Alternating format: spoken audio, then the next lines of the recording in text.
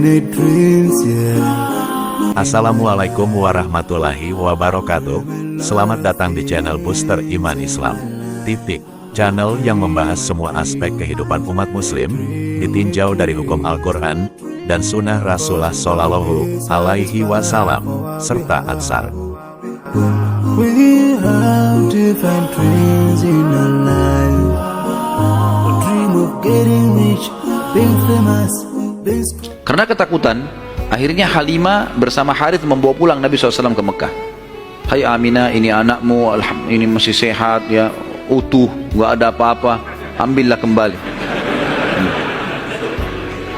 Aminah kaget, kenapa kalian kembalikan?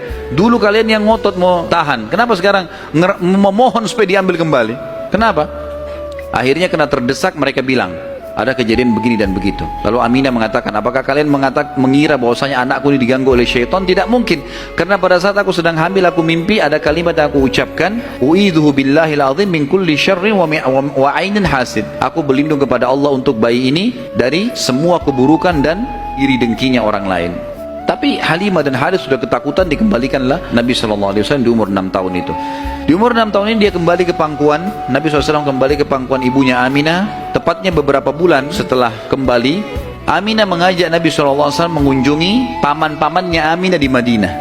Tinggal beberapa hari, pada saat pulang menuju ke Mekah, tepatnya di wilayah namanya Warabwah, Aminah sakit keras dan meninggal di tempat itu dan dikubur di situ. Lalu Nabi SAW dibawa pulang ke Mekah oleh pembantunya Aminah dan diserahkan kepada kakeknya Abdul Muttalib.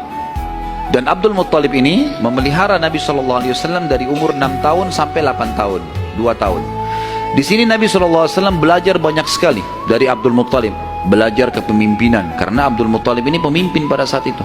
Nabi SAW selalu di mana kakeknya, di situ dia, terutama di majlis di Darun Nadwah. Setiap kali duduk selalu dilihat bagaimana dipecahin masalah. Dan Abdul Muttalib ini memiliki sebuah tempat duduk yang tidak boleh ada orang duduk situ, termasuk anak-anaknya. Paman-paman Nabi SAW semua tidak boleh duduk. Tapi Nabi SAW setiap hari kalau datang lebih dulu dari kakeknya, dia duduk di kursi situ. Umur 8 tahun.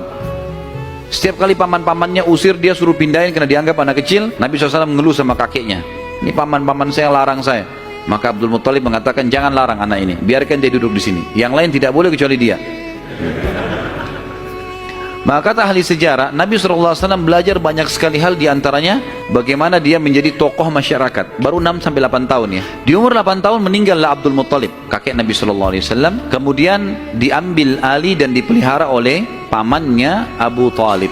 Dan Abu Talib memelihara Nabi SAW dari umur 8 tahun sampai, sebenarnya tinggal serumah dengan Abu Talib sampai menikah, sampai umur 25 tahun. Tapi Nabi SAW waktu itu mulai 8 tahun, karena Abu Talib ini pamannya orang miskin, maka beliau pun akhirnya niat ingin membantu. Abu Talib seringkali dititipkan amanah gembalaan domba, maka Nabi SAW pun mengambil alih dan memelihara domba-domba itu, datang ke padang pasir, digembalakan.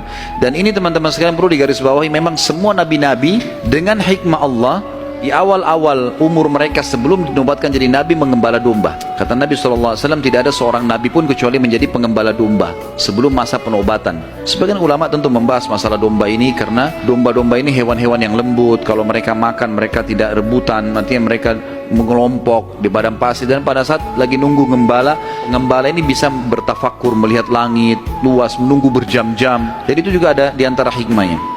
Nabi SAW ini mengembala teman-teman sekalian dari umur 8 tahun sampai umur 21 tahun mengembala domba ya. Waktu umur 12 tahun kan beliau dari umur 8 tahun sampai menikah kan tinggal sama Abu Talib. Dan Nabi SAW punya akhlak yang baik sekali, mulia sekali, sampai Abu Talib itu sendiri malu dengan Nabi SAW. Di umur 8 tahun anaknya Abu Talib banyak, kalau istrinya Abu Talib lagi siapin makan, anak-anaknya pada berebut. Nabi SAW duduk di pojok rumah, enggak berebut. Nanti kalau selesai makan ada sisanya beliau makan. Sallallahu alaihi wasallam. Punya akhlak yang mulia dari masih kecil. Sampai Abu Talib bilang sama istrinya, khusus untuk Muhammad sisipkan makanan, karena dia tidak ikut berebut sama mereka. Gitu kan.